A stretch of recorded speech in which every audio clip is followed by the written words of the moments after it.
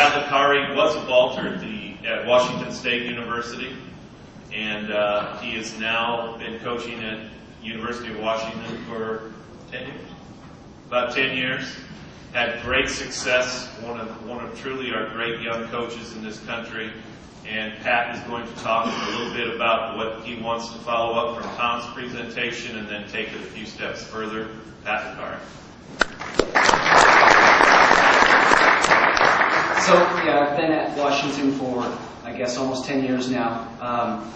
I was at Washington State. Rick Sloan was my coach there. And I spent 2 years at a junior college before I went to Washington State, where I was coached by Rick Baggett, who's now in the Portland, Oregon area. So that was my background. Out of college, I spent 5 years coaching as a head coach at a junior college, and then have been at Washington now for the last 10 years. So basically, I first want to say that Tom did a great job with plant and takeoff and running mechanics, but I wanted to just kind of, since it is what we spend 75 or more percent of our time dealing with, the run, the approach, plant and takeoff, I wanted to just show a couple of things, my ideas, and a couple of drills that we do, and then get into what I'm actually going to be covering, and that is what happens after you leave the ground. So, let's see.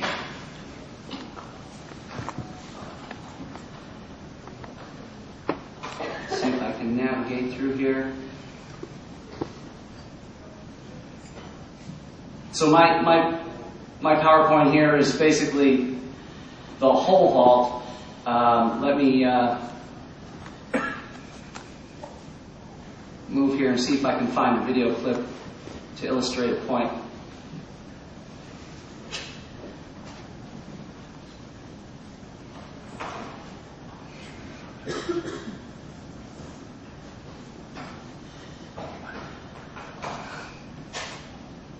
Okay. Is that going to show? Yeah. Okay. So a couple things I wanted to talk to you guys about with the plant and takeoff and pole carry. First of all, I believe 100% in what Tom was saying about pole carry. We also try to keep our left hand, or if you're a right-hander, under the pole, support the pole instead of hold the pole. You'll find that any athlete who ends up with a high elbow or holding the pole in this way is going to rotate their forearm to plant the pole, and that causes, a lot of hooking action at the plant, which leads to a lot of other bad things that you know about. So pivoting the pole on the front hand, so that front hand stays under the pole and stays relaxed, not grabbing onto the pole. So that's another thing too, is to keep that hand relaxed and open and just let it rest on the thumb. From there, there's a couple of different ways to go at it with the backhand. First of all, let me get that longer pole. The other thing I wanted to point out that I'm looking for when we're talking about the pole carry and the pole drop leading into the plant, I'm looking to see that the pole tip is always moving down towards the plant. It should never stop moving. So for that reason, I generally have my female vaulters starting their pole drop about 3 lefts out from the box for a right-hander, and the guys usually 4, one more step, because they're bringing a little more speed, and that's time that those steps take, and we're trying to let just gravity basically carry that pole tip right into the plant action. And so we're looking for the pole tip.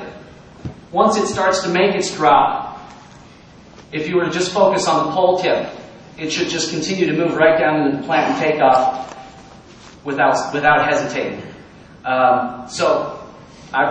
Like I said, usually 3 steps out for the girls and about 4 for the guys, but I've got some guys who start that pole drop a little bit later, some girls who start a little bit earlier. So basically, when they start, can I do this? Almost. When they start their approach, their pole's pretty vertical. As soon as they take that first step, it drops down into a position that the pole's weightless, so you're basically running into the pole. Not quite as high as it was when you started, a little bit lower. But from that position, it's relatively still, no drop yet, until they get to that point in their approach. And of course, lots and lots of pole runs and practice approach runs to get the timing of when to start that pole drop.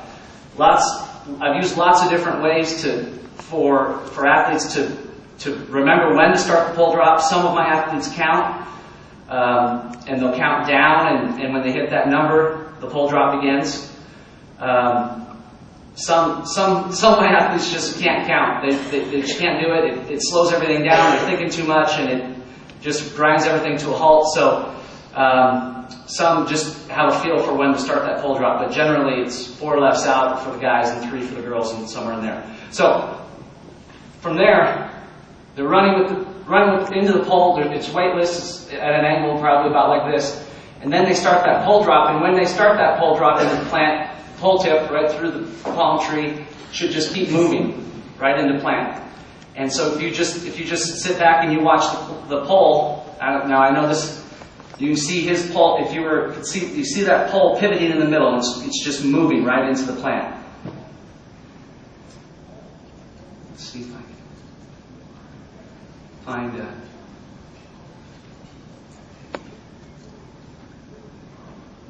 It's always good to look at the vault from different angles. Oh shoot! Okay, I'm not seeing it on mine.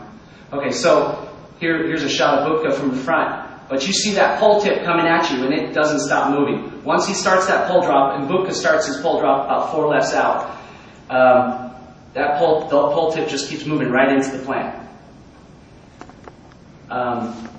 Also, too, it's good to see at this angle how close the hands stay when he makes his plant. Real close to the body. Doesn't get out of the way at all.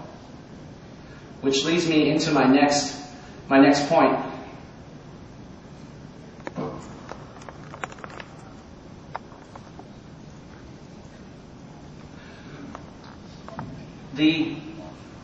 In order for that pole tip to stay close to the body, the shoulder rolls back while the pole comes by your body. The pole plant basically is just an extension of it's as if you're using your arms to run without a pole. When your right arm goes back is the time that your right hand is going to flip over and get to this position Tom talked about. Hopefully, when you come down on your right foot, right here, some are at least as high as your ear or even a little bit higher.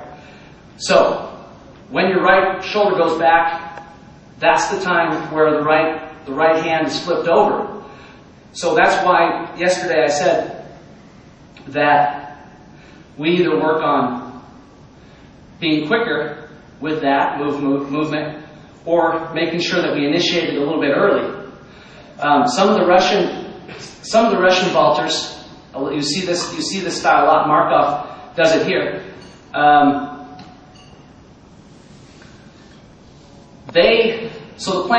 Most of the plant action occurs in the last 2 steps. So left, right, left. But a lot of the Russians, you'll see, as they come into that left, right, left, their hand starts to move up. So they won't let the hand settle back down when they come down on that step. It's moving up, so it gets to about the body when they go to make that flip that we talked about that happens when your right leg goes back. So, in order to make this move quick, they're already here instead of down here. And then, in extreme cases, like Tom said, some people who are carrying the pole low and back are going to be even longer in making this move to here. And what happens when you get long in this move to here, you come down and compress even more, which causes you to be longer into that takeoff. So that's why I believe that the plant mechanics have everything to do with why you see athletes under, why you see their last couple steps long, why it's slow, all those bad things that you hear about. usually has very, very closely related to what's going on with the plant. So there's a couple ways to do it. The rushing technique here, you see, as they're coming from their right foot to their left foot, the right hand is moving up so that their movement to flip is from here to here. It's really short, which keeps this short and allows for that penultimate style step instead of a long stride, which you can press on and then take a long step and take off. So, but the problem with making this move is you need to have a relaxed, open backhand to do this. Some of my athletes, well, probably at least 50% of my athletes use sticky on their grip. And my best athlete, Brad Walker, he'll hold the pole. He doesn't like to have his hand open. He basically, like Bubka did, and Bubka had amazing flexibility in his wrist to be able to hold some of the move positions he gets into with his hands. You know, his wrists were very flexible. But anyways, some athletes will like that use some sticky grip, or maybe not even use sticky grip, like to have that pole tight in their backhand, which is fine. Always loosen the front hand, but tighten the backhand is fine. But it won't allow for that movement that you see, that pre-move that Markov makes here.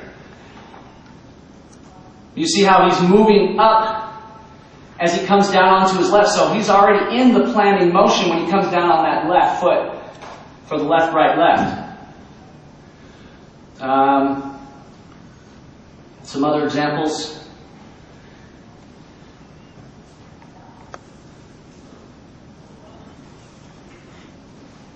Here's Isabaeva. You see, she's really pronounced with that movement. Here she is coming into that second to last left. You see that movement? That hand is up. By the time she contacts down on that left foot, her right hand is already up to her body and close up to her armpit. So her move from her left to right is can be short. Because remember, while you're rolling your hands over, that's how long that step is going to be. So if you initiate this, if you come down on the left and your hands are low and back and you start really late, that step's going to be really long because you have to get to here in order to be in conjunction with your legs and arms. So you can see here, Isabaeva comes in and as she steps to her left foot, that left hand is moving up. But you'll also notice that with Markov and with Isabaeva, and there's several others I can show you, their backhand, even though she uses the sticky black tape, she keeps her backhand open. When she goes to turn the pole over, she'll go ahead and grab the pole and take advantage of that sticky grip. But she'll carry the pole with a relaxed, open backhand. So I just wanted to point out that there are limitations to having that pre-movement of moving the hands up into the plant. If you are holding the pole tight, it won't allow you to make that move. So where to go if somebody's holding the pole tight like that? So with Brad, for example, what we've been doing is trying to be quicker with that move and making sure that right when he's contacting the ground on his left, he's being very quick with that move to here. Because his hand is in a position that won't allow him to make that earlier move with the pole up towards his body to keep that short, he's going to have to be, right when he hits and he turns open, he needs to be quick and get it to here to keep that step short so he doesn't compress and go long into his last step.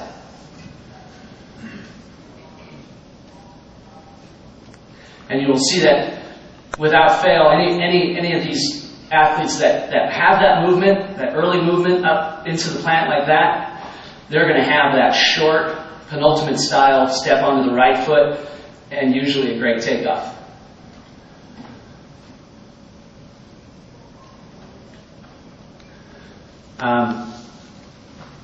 So, looking to make sure that the pole's always drop. That once you decide how many steps away you're going to start that pole drop, you want to watch the pole foot. Try not to look at the athlete, just watch the pole and see that the pole's moving constantly right down into the plant and take off. It doesn't stop, hesitate, and drop. It keeps moving right down in. And then, like I said, because the hands are connected to the feet, when you're stepping, when you're opening up, that's when flipping happens. So whether you make an early move here or you make a fast move, right when you hit the left, that's going to dictate what you can do with those last two steps. Yeah. In that bottom left picture of Luke there, you see that his shoulders are turned quite a bit. Do you think that's because he holds the pole tight. Exactly. Bubka would glue his hand to the pole, basically, and it limited what he could do. But you'll see, that's why you look at Bubka and you look at a lot of the other Russian, Tarasovs and all those other Russian vaulters, they had that little pre-move, but they had their hand open. They weren't holding the pole like Bubka, where they had it tight on the pole, which doesn't, flexibility-wise, just won't allow that to happen. But even though Bubka is holding it tight and he does rotate a little bit further back, like I showed you with that straight-on shot of his ball, his pole still doesn't get out away from his body. It stays very close. And Bubka is the example. With Brad, he's trying to do more like what Bubka would do because he's also holding the pole tight. He's trying to, right when he hits, initiate right away and be quick with that move so that he's not causing that longer last step. Okay, let's see. So just before I move on to my actual after you leave the grounds talk, I want to just show you a couple drills that we do for plant and takeoff to add to all the stuff that Tom did. Okay, we have a series of running drills. All the running mechanics stuff is great. I think that's where it all begins, and then the pole carry.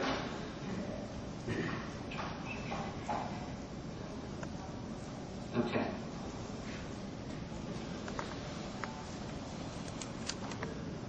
Picture looks familiar there.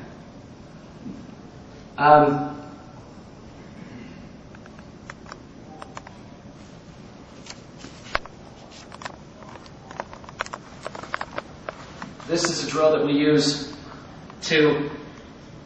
allows the vaulter to do a lot of repetitions without getting tired of holding the weight of the pole at a slow pace. But it also teaches them where the pole pivots in the middle. So she keeps her left hand high.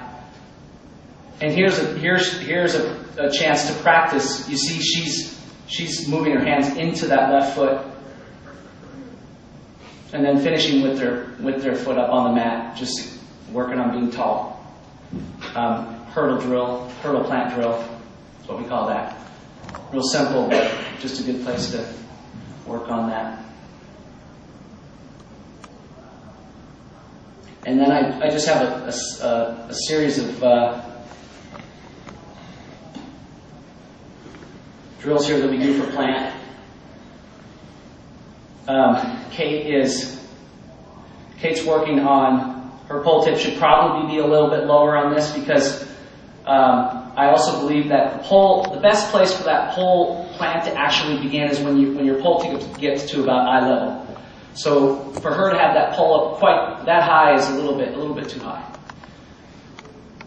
But what she's doing is she's basically working on lifting as she goes to her left, and I just call it back and forth. She's just moving back and forth, working on lifting and letting the pole tip continue to drop. So from there we go to a 3-stage plant. Okay, can I ask a question? Mm-hmm.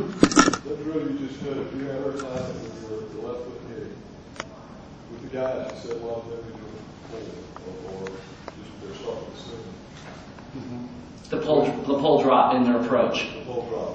Mm-hmm. With the guys moving with the left, Markov, was doing, did you have a moving hands and then step down? Just do it. Yeah, that's what she was working on in the back and forth drill was initiating an upward and forward movement with the hands even before you come down on the traditional left, right, left plant. So here you see very stagey. We don't want to vault like this, but this is just to hit some key points. Here she steps to the left, she lifts, and then when she comes down on the right, she makes that foot quick to here, and then when she comes down on the left, her hand is up high again, reaching high. in the vault, we don't want to get too fixated on positions or staginess, because that's what it's a constant movement. But that's why we won't do this, a ton. But we'll just to remember where the key points are when you come down left, right, left, and where you want to be. And then from there, add it. So here she is. She just is going to chain those movements together, and hopefully, if I were to slow it down and go, she would be hitting those same spots in the same time as when she was doing it in 3 stages. Real simple, just working on the timing of the plant. And then we move through what Tom was doing with marching plants, and then speeding it up until we're going full speed. I'm always coming up with crazy drills we don't really use some of these drills are a little bit different, and we don't use them on a daily basis. But I break them out when I need something to try to get a person to do the things I want them to do. I came up with this drill, call it a 2-mat drill. You see, there's two little cutouts of AstroTurf there on the grass, and that gives her some landmarks. So as she steps onto that with her left foot, she's down, and then she's back up onto the second mat, and it works pretty well to get the plant timing. And then what we can do is we can back up and bring it faster and faster. Once again, you see the pole tip. Once it starts dropping, it keeps dropping, doesn't stop.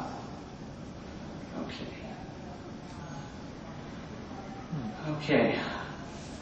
I've gone back and forth about sliding boxes. I'm back on sliding boxes. As long as the athlete, and you see Carly's really slowing down when she comes in, and that's more of a personal thing for her. Sliding box, I think, is a good drill to teach to be aggressive if they don't push the sliding box with their bottom arm. They need to learn to get their hands up high, jump up, and feel that they're moving the box with their whole body, and just like we would want to see them vault, not blocking with that bottom arm. And I think that sliding box, the reason why I was off sliding box for a little while is the tendency was to want to push the sliding box with their bottom arm and to make it move. But as long as they get their hands up and they move the box with their body, then I think it's good. If you saw her do that right there, what would you cue her?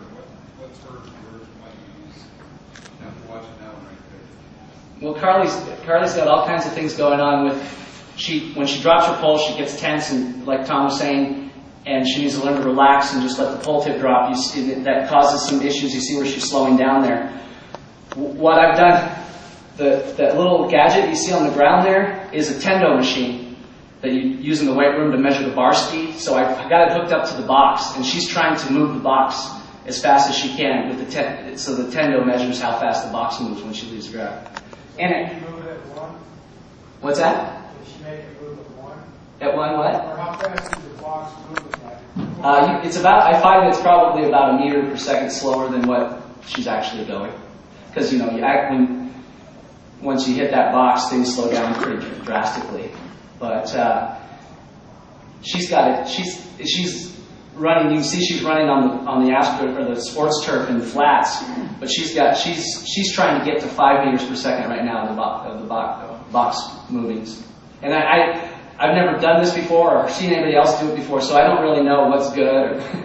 All I know is I'm trying to make the box go faster. No, I haven't. Carly, I'm trying to get her to be more aggressive at the end of the approach, and so I want to put a number on it and challenge her to make the box move faster.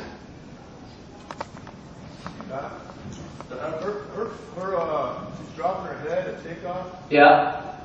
As she becomes more accustomed to hitting the box, and she'll be able to lift through her bottom hand. That's what I want to see. All the same good things that you would see on a vault. Otherwise, I'll probably be off sliding box again. But my biggest problem with the sliding box in the past was that I saw a lot of athletes trying to push this box with their bottom arm, which to me didn't really relate to what we were trying to do with the vault. So, but now, you know, she's doing a pretty good job of letting her hands go, getting her hands up high and letting them go back as she jumps up off the ground. So yeah, she's kind of burying her head and she's really slowing down into the box, but that's something she does when she vaults, so that's why it's hooked up to the tender to try to challenge her to not slow down and make that box move faster. So more gadget, just a very, very gadgety deal, but it's not a regular part of my training program. Another trick I use to get the athletes who just, for whatever you do, now here's a guy who holds the pole with the tight backhand, so we're trying to make that move quick, because he can't move it early, he can't pre-lift the pole into his left foot. So we're trying to make it quick, but he, even though he do everything well and still would want to step, you know, perceptually would want to be at a certain point. So I put down that hurdle, basically it's the foam top that you put on hurdles when people are learning, and you'll see I've taken that foam and I've done all kinds of different things with it because it's there, and that's what I had to use. So basically here he's just using that to get his foot down and not make that step long. You probably have seen this drill before. Just a trick to get an athlete to not take that extra long step and put that foot down underneath them. Can you slow that down for a sec? I think so. Hit the slow button.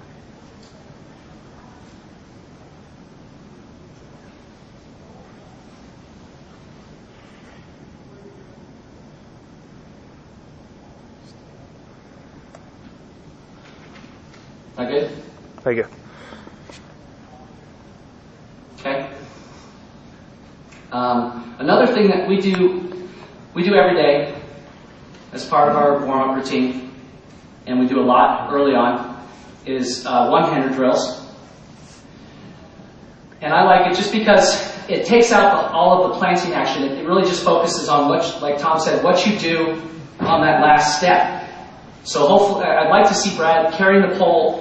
I really would like to see athletes, when they do the one-hander, get in a position that they would be in when they come off their right to their left. So I would want to have it more here, alongside their head, right by their ear. And from there, you can just practice that last step and really take all of the planting mechanics out of it and just work on that last step into takeoff and stretching out. Another thing that Brad's kind of cheating here and putting his hand on the pole, I like to have him just keep that hand away from the pole and just everything from the top arm.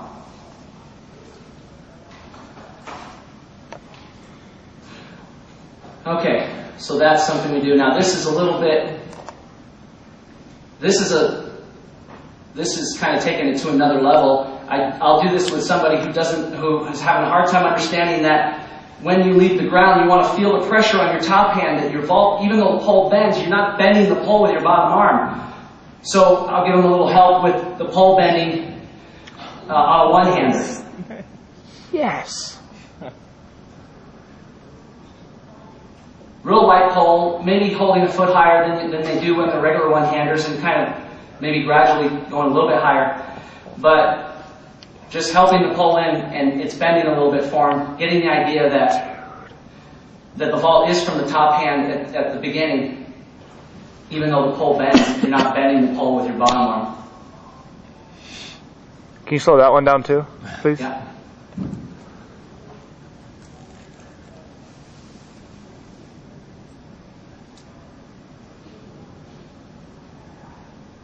And she's way under, all kinds of bad things. Probably could have got a better video for you, but that's just a different kind of drill there. Yeah, three left, 6 total steps at the most. Although I have heard that I think Petrov will do that. They'll do that holding almost as high as you would on a full approach, which I'm not there yet. But I just want them to feel a little bend just from the top hand. I guess they'll hold pretty high. Okay. Okay, the foam. I'm using the foam again. I'll put it, I'll kind of figure out where that point is above the runway just to get them to make that last extension and reach up. You'll find, you'll get athletes who make a good plant move and they're on time, but they feel like this is the top of their plant right here, that they're not getting the idea of reaching all the way up. So basically I'll stick that foam up over the top of the runway and encourage them to reach up as high as they can. You see Stephanie, the thing that I've been trying to get her to not do is get out here in front with her hands and make her plant out here. I want to try to have it go right alongside it. And that's the other thing with the plant. As well as being close to the body, as you look at it from the front, it should also be close to the body, this plane too. You don't want to get out here, and that's something that Brad had a wider grip earlier on, and so when he made his plant, when it was wider, when he moved this left hand way out in front, his right hand was in the right spot, and both of his hands would hit the box at the same time, like you'd want. But now that his grip is a little bit more narrow, we've made it a little bit more narrow, he still gets that left hand out in front, but now his right hand is out here in front, and it's causing him to be a little bit long in that last step. So trying to move the hand right alongside the body.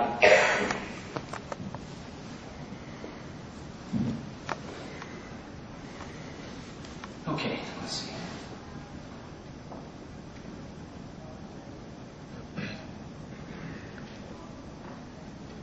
Okay, so I guess those are just some of the ideas I wanted to give you about plant takeoff, to add to what Tom was saying about it, and so now I'll move on to after you leave the ground.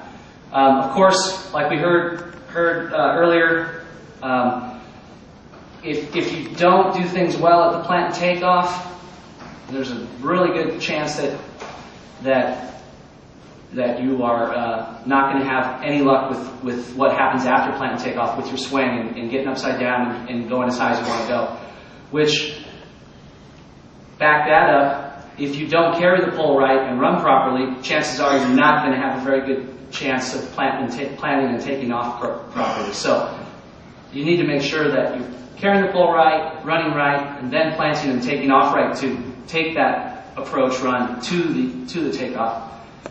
But after that, this is the things that I'm looking for when they leave the ground. Now, you'll see lots of different styles when it comes to the actions that happen after you leave the ground.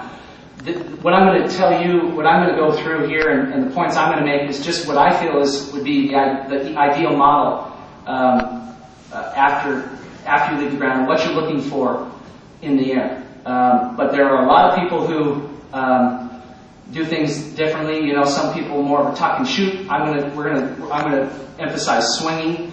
But there's been a lot of high vaults done different ways with little bit different styles once you leave the ground.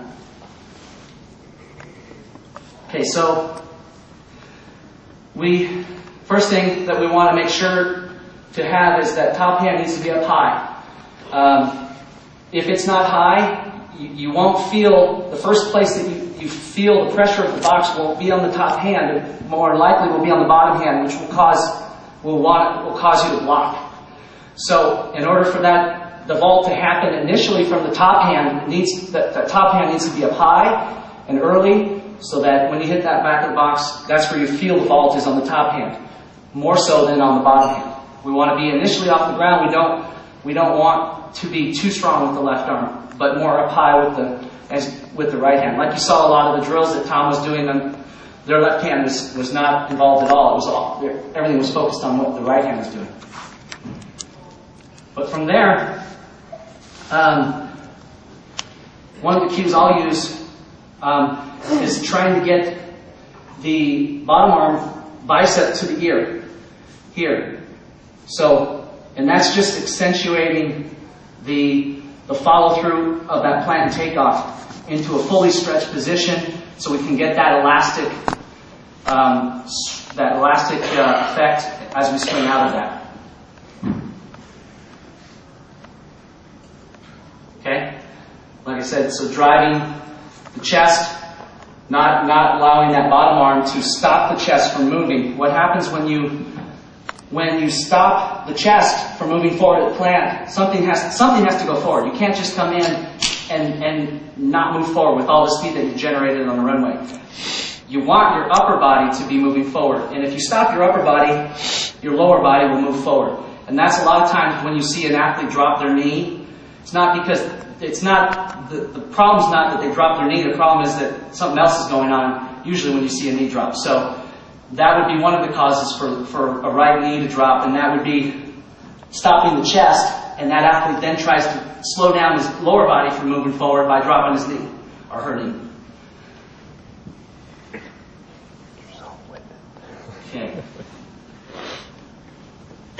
So from there, as well as the trail leg moving forward, we're trying, the chest moving forward, the trail leg is going to move back as far as possible, and hopefully not bend up, hopefully stay straight.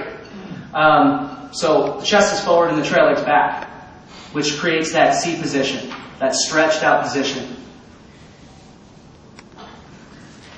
Okay, so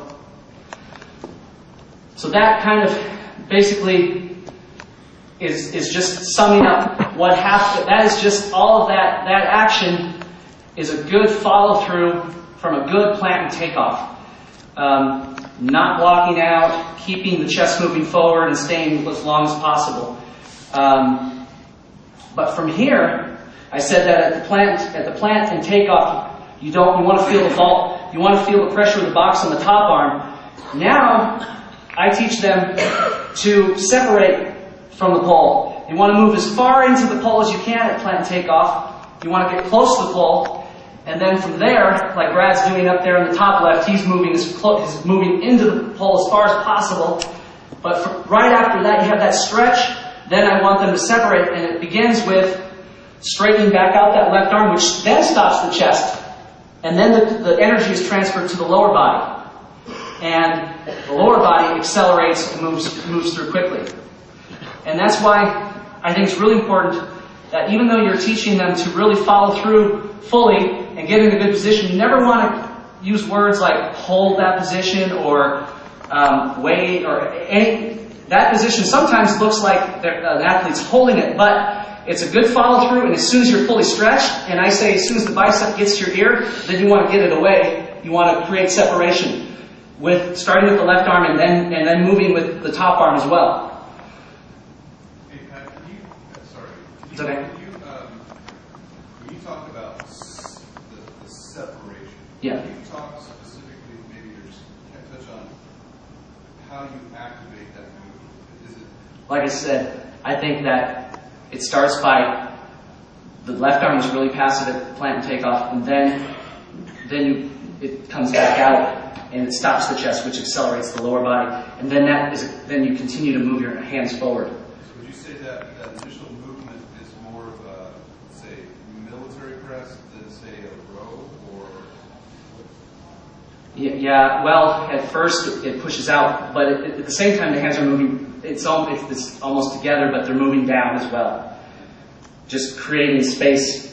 Whereas at plant and takeoff, you're trying to get into the pole as far as possible. It's like you're trying to reach the pole. But then after, you're trying to move back away from it. So, yeah, I'd say the first thing, it's almost as if you start by straightening that left arm, but at the same time, there's down pressure. Something that my son used to do, I don't know where he got it from. He says when he puts food on the pole, he tells everybody to draw big circles. Draw a big circle here, draw a big circle with your foot. That's awesome. I think whatever kind of cues it, because there's, like I said, sometimes I'll get the left bicep to the ear to accentuate that, but then get it away from you. Take it to your ear and then move it away right away. Yeah. Do you put any pressure on your left at all through the as you're leaving the ground, as your foot's clearing off the ground, and as your top hand, as the pole's hitting the box? Do you teach any pressure into your left? If so, where? That's a real kind of yes. Yeah, it stays up high, hopefully. But then you'll see some athletes who very successfully have no left arm whatsoever. You know, early, like some Bukka vaults early on, where there's nothing here, the left arm. Then he cranks it back out. But later in his career, he moved to still not blocking, but having it up high, and that kind of goes along with what Tom said. That left arm will aid in moving the pole to vertical if you keep it up high, up over your head, not blocking out and stopping your chest from moving forward, but keeping it up high. You're not talking about giving the pole a punch, but rather just... I think it's really important that your hands meet the box at the same time. That the right hand is up high and extended at the same time as, and it's usually the right hand that's not going to be extended. Because the first thing, when an athlete's not getting their plants up very well with their top arm, they're going to want to block. You'll see them block out to try not to lose their hips and get sucked under. So it's not like you're saying you kind of want the left hand to follow the top hand. Yeah, they should work together back.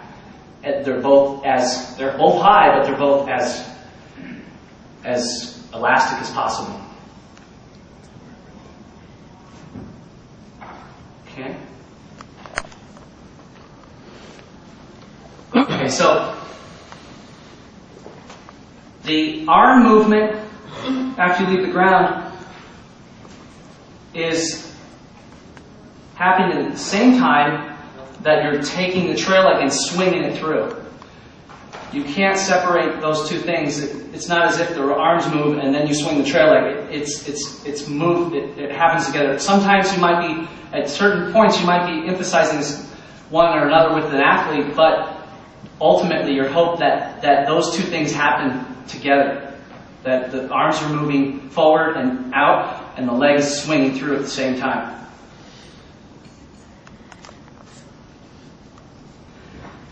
And so at that point, I'm hoping that they continue to keep the pole as far away from their body as possible and keep their trail leg as long as possible and swing until they get to that position that you see Tarasov at the top of the pole, where his hands his feet are above the top of his pole. And at that point, the left arm, eventually, when you start to get past, I'd say, parallel with the ground, the left arm will start to release its pressure a little bit, but you want to keep the arms pretty long still. See Tarasov even in that position where he's all the way feet above the top of the pole. His left arm is still out there pretty good. So that's what we're doing there. And you see down here in the bottom right, huge space that Derek's creating with his arms.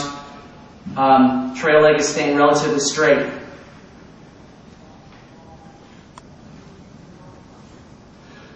So I try to get them to, again, like with the plant, there's certain landmarks we're trying to get to before we move to the next step, but it's all going to happen, it's all going to be one movement when it's all done. So the chest drive and swing is, in the way I look at it, is one movement that doesn't end until you get to a point where your feet are above the top of the pole.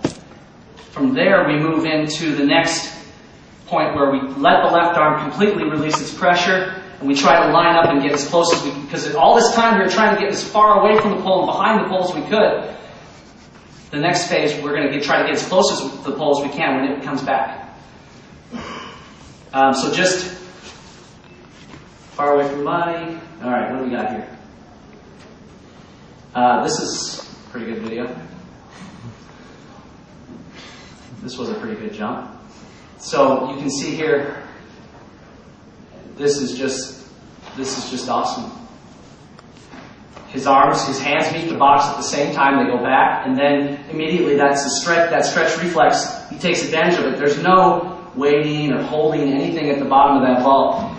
As soon as those arms stretch out, the first move he makes is separates with his arms, and at the same time the trail leg is swinging through.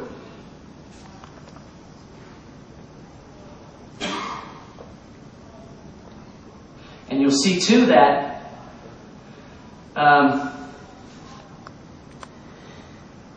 he is not going to, he's going to keep pressure on those arms, and he's going to keep that trail leg long until he gets up on top of the pole, until he gets those feet up over the top of the pole. The whole time that he's trying to keep the pole loaded and not allow it to release its energy, and he's doing that with his arms, and that allows the pole to continue to roll over and not come back until he has a chance to get back behind it. At the same time, he's trying to swing that trail leg as fast as possible to get upside down to that point, trying to get ahead of the pole and not fall behind. And he does a really good job of it. So, with that, you always look back at that's what we're looking for. Now that shows that left arm is up pretty high, but you can see that it's not locked out or blocking. He's moving the pole up, and then immediately arms are pushed back out. He's moving back away from the pole with his chest, and the trail leg swings through as a result real fast, and just keeps pretty straight until he gets to the top of the pole right there. So when you see a lot of vaulters unable to go vertical and get upside down, a lot of it has to do with the fact that they are not getting behind the pole while it's still bent. Because he's created all this space here behind the pole, most of his body, the only thing in front of the pole right now is the lower half of his lower leg, from his mid-shin down. Everything else is behind the pole. So now when it straightens and he makes his move to go up the pole, he can get behind the pole and stay in a straight line and go vertical. As opposed to another athlete who's let that space break down. Now there's nowhere to go behind the pole. There's no space to get behind the pole. So you'll see that athletes, most of their body will be in front of the pole, which when the pole straightens results in them flagging off of it. So you can see here that because he was behind the pole really well, right before it started to release its energy, he's able to really line up with it and get behind it.